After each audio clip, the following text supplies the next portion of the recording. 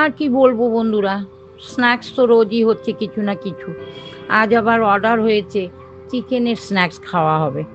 কি করি ভাবছি। তারপর 200 গ্রাম কিমা নিয়ে এলাম চিকেনের। কিমাটা একটু বড় সাইজ আনা হলো। তারপর চিকেনটাকে ধুয়ে, ভালো করে ধুয়ে নিয়ে বয়েল করে নিলাম। তার মধ্যে এক কোয়া রসুন দিয়ে দিয়েছিলাম। বয়েলটা করে নিলাম যাতে চিকেনের মধ্যে কোনো গন্ধ, কোনো স্মেল না বেরোয়। তারপর একটা মিক্সিং বলে ওই বয়েল চিকেনটা একটু টুকরো, আর একটু হাত দিয়ে টুকরো টুকরো করে নিলাম।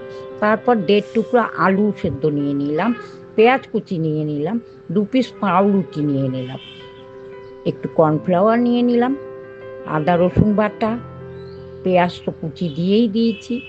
তারপর মশলার মধ্যে দিয়ে দিলাম লঙ্কার গুঁড়ো, একটু জিরে গুঁড়ো, একটু ধনে গুঁড়ো, একটু হলুদ গুঁড়ো, একটু চাট মশলা, একটু গরম মশলা, সব দিয়ে ভালো করে, চিলি ফ্লেক্সও দিয়েছি, দিয়ে ভালো করে মেখে নিলাম।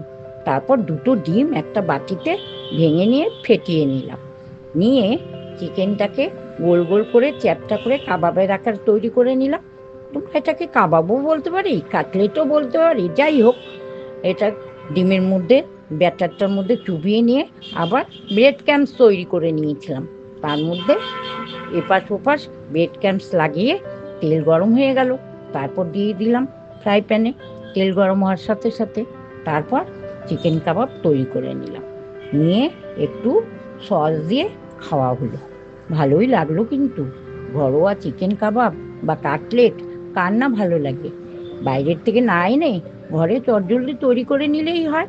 সব কিছু দিয়ে তৈরি করে নিয়ে বেশ ভালো মতো রান্না মজা করে খাওয়া যায়। বেশ ভালো লাগলো না? বিকালের একটা স্ন্যাক্স অর্ডার হয়েছে যখন, করতে তো হবেই, তাই করে নিলাম। এইভাবে চিকেনের আরও অনেক স্ন্যাক্স আমি তোমাদের দেখাবো। তার আগে কিন্তু আমার চ্যানেলে চোখ রাখতে হবে আর সাবস্ক্রাইব করে নিতে হবে কিন্তু, তা নাহলে কিন্তু সব কিছু তোমরা দেখতে পারবে না। এভাবে ভালো ভালো রান্না স্ন্যাক্স দেখতে হলে আমার চ্যানেলে চোখ রাখো। আজকের মতো আসি, টাটা, বাই বাই।